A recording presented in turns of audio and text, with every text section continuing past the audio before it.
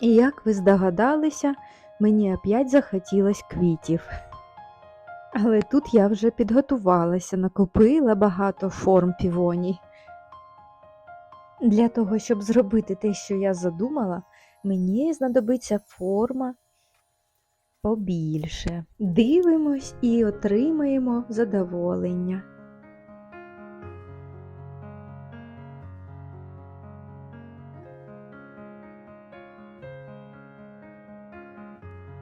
Щоб викласти все гарнесенько, треба було постаратися.